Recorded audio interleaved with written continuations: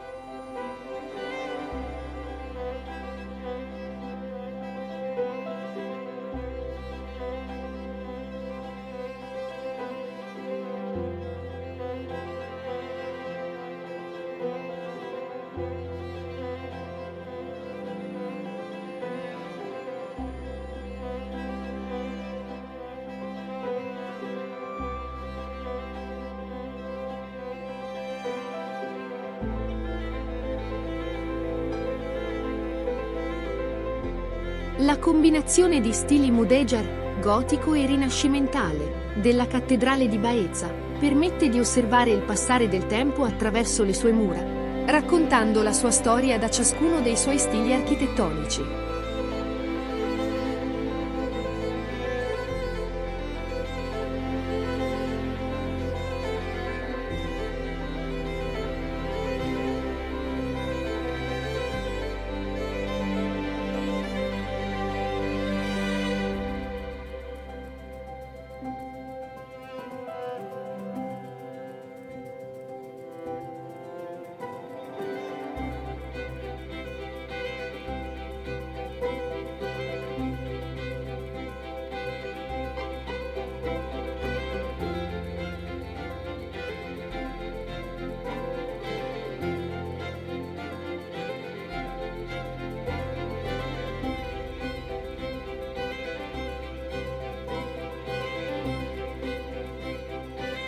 Qui è rappresentato l'altare maggiore.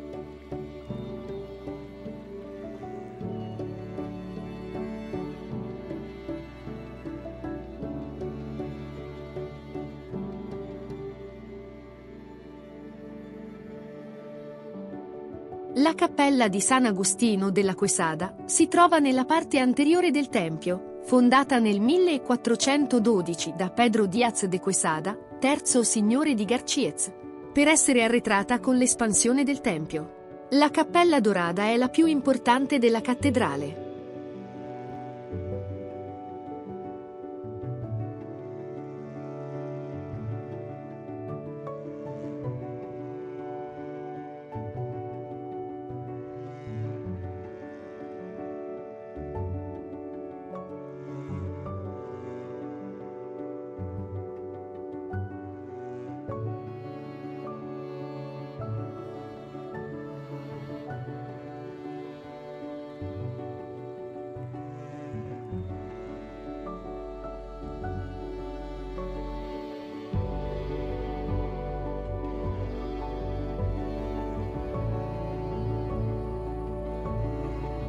La capilla del Sagrario, situata dall'altra parte della cappella maggiore, è chiusa da una grata plateresca attribuita alla bottega del maestro Bartolomé.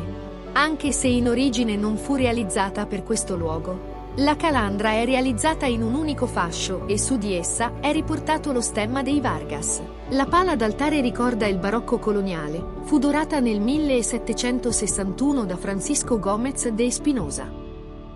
La cappella di San Francesco d'Assisi. La cappella di Sant'Ignazio di Loyola, con il dipinto del Bambino nel Tempio e una scultura della Vergine Riparatrice. La cappella di San Giuseppe, di influenza vandelviriana.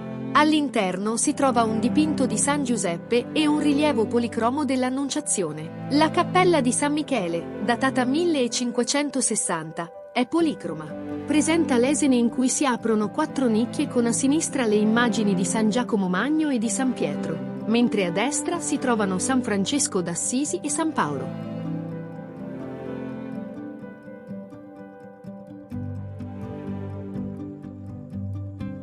La cappella di Santa Cecilia, con accanto la tela di San Cristoforo. La cappella di Santiago è incorniciata da colonne con capitello composito. Sul fregio è rappresentato Santiago Matamoros in rilievo e sormontato da un frontone spaccato ai lati del quale si trovano gli scudi araldici. All'interno si trova il dipinto L'Annunciazione. Sotto il dipinto si aprono 3 formelle, tra le quali spicca quella di San Girolamo. La cappella della Virgen de los Dolores.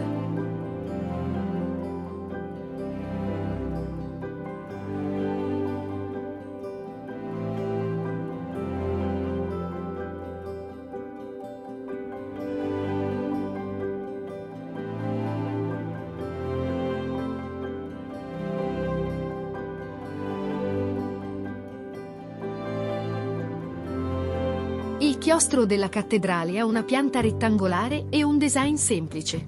I portici delle gallerie hanno archi a sesto acuto con contrafforti a prisma che conferiscono loro un aspetto di robustezza. Al centro c'è un pozzo. La Puerta de Jaén.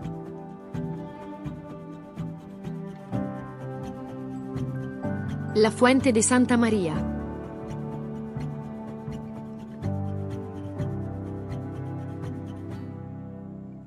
La Fontana dei Leoni.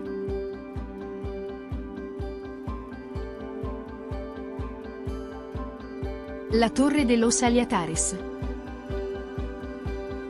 L'Iglesia de Santa Cruz.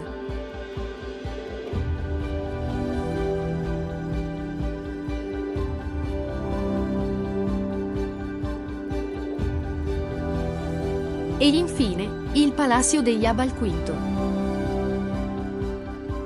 La piazza di Spagna di Siviglia presenta una forma simile ad una U, con un diametro totale di 170 metri, a raffigurare un abbraccio alle colonie ibero-americane.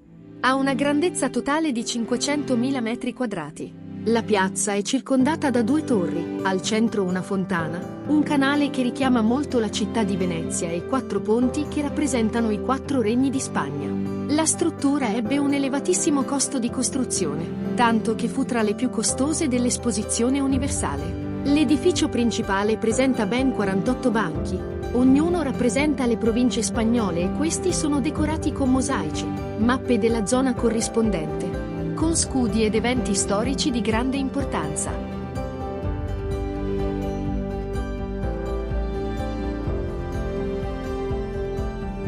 Il museo archeologico all'interno del Parco di Maria Luisa. La Piazza America.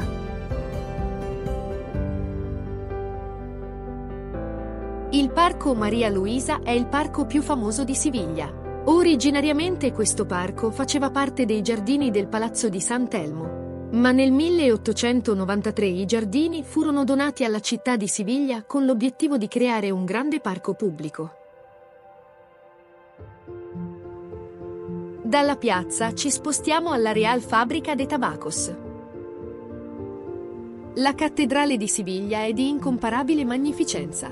La sua imponenza la rende la chiesa più grande della Spagna e la terza più grande al mondo, con 126 metri di lunghezza, 83 di larghezza e 37 di altezza, arriva a coprire una superficie di ben 11.000 metri quadrati. Nel 1987 è stata dichiarata Patrimonio dell'Umanità dall'UNESCO.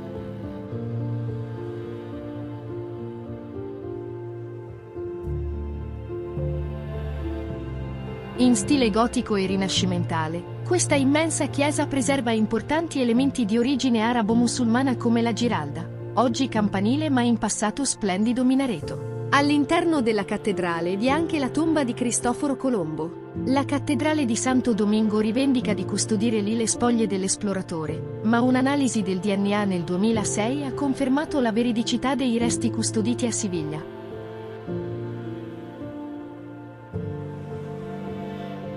Il Real Alcázar di Siviglia è uno dei palazzi reali più antichi del mondo ancora in uso, famoso per la sua architettura mudèjar e i suoi splendidi giardini. È stato dichiarato patrimonio dell'umanità dall'UNESCO e rappresenta una fusione di stili architettonici che riflettono la ricca storia della Spagna.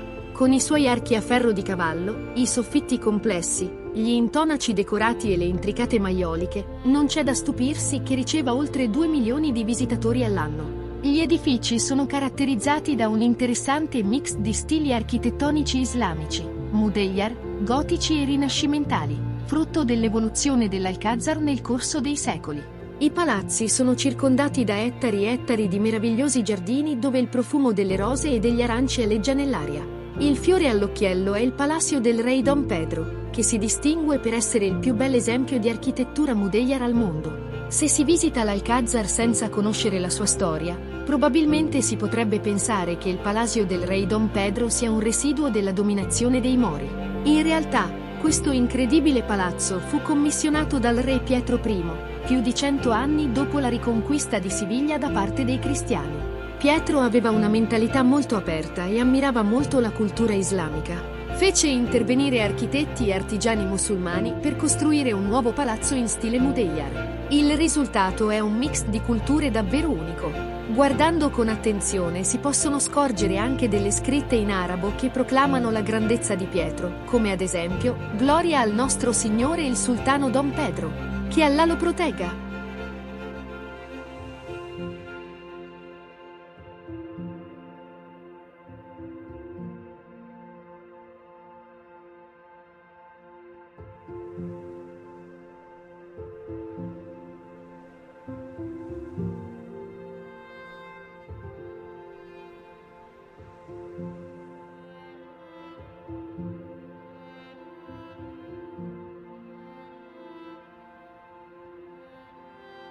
Ci spostiamo nel quartiere ebraico, la Juderia, tra un turbinio di turisti alla ricerca di souvenir. La Juderia di Siviglia fu decimata durante l'Inquisizione spagnola del XVI secolo. Tuttavia, il quartiere ha mantenuto il suo fascino e il suo carattere unico. Oggi è un luogo popolare per i visitatori ed è un patrimonio mondiale dell'UNESCO.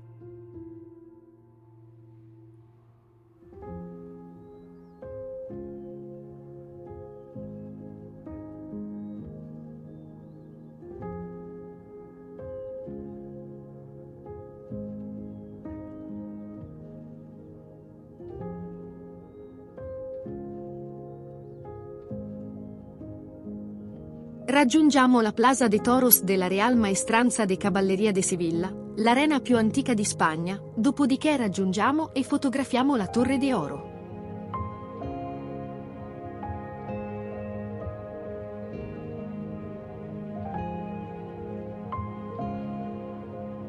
Situati accanto all'Alcázar Real, i Jardines de Murillo sono un buon posto per fare una pausa durante la nostra giornata di visita. Inoltre, ci togliamo lo sfizio di assaggiare dei churros con cioccolato.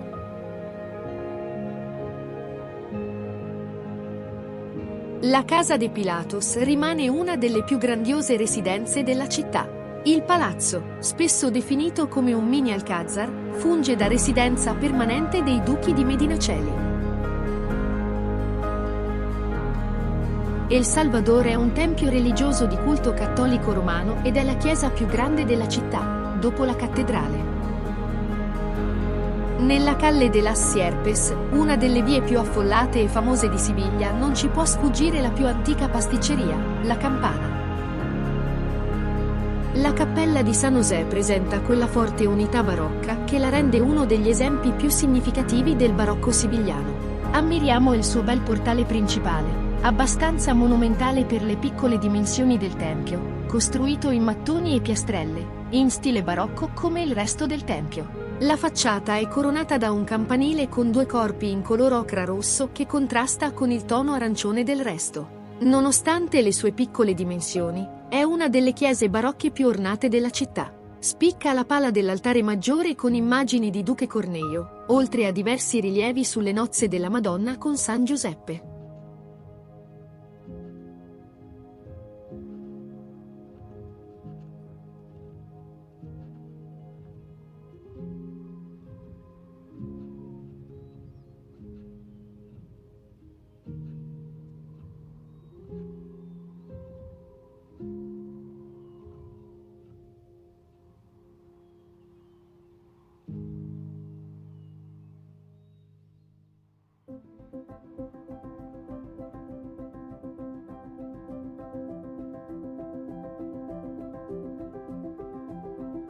Il Castillo de San Jorge. L'Iglesia de Santa Ana è ad una sola navata, rettangolare, con cappelle laterali sulle quali si prolunga la tribuna del coro e presenta soffitto con volta a crociera. La chiesa, edificata su antiche costruzioni, è del secondo terzo del XVIII secolo, attualmente è la sede della Confraternita del Cristo della Iedra, la cui immagine che si venera di fronte all'altare è del XVII secolo. Il retablo maggiore, di grandi proporzioni, è in stile neoclassico e presenta le sculture di San Domenico e San Francesco nelle sezioni laterali e nella nicchia centrale. Le statue lignee di Sant'Anna con la Madonna, della fine del XVIII secolo. Tra le altre immagini che alloggiano i retabli, cappelle e altre aree del tempio vi è la scultura del crocifisso del XVI secolo, situata nella sacrestia.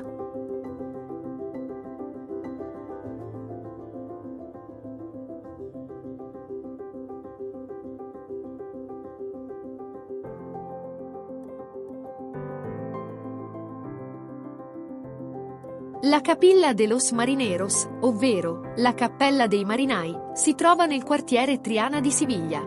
Attualmente questa cappella è la sede della popolare Confraternita della Speranza di Triana, che fa la sua stazione di penitenza nelle prime ore del Venerdì Santo della Settimana Santa di Siviglia.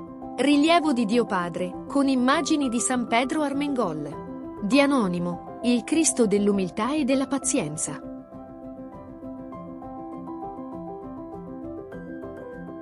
Lapide di Don José Sebastiani in Bandaran, direttore spirituale della corporazione. L'incoronazione della Vergine da parte della Santissima Trinità. Nostra Signora del Monte Carmelo aiuta le anime del Purgatorio.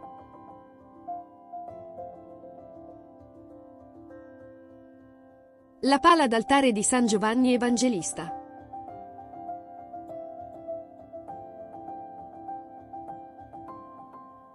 La pala d'altare maggiore.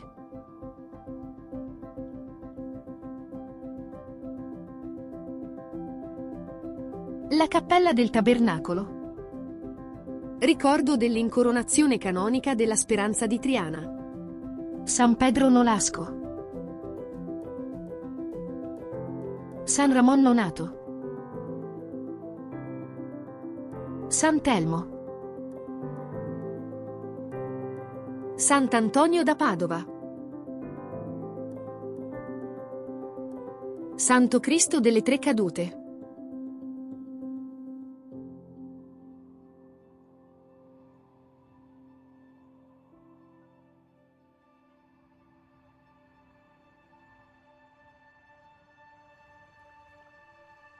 Tabernacolo della Pala d'Altare Maggiore.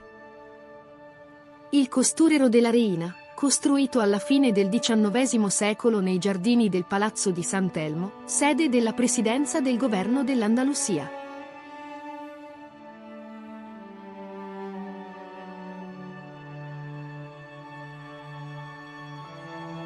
La Plaza Nueva, dove sorge anche il Palazzo del Comune.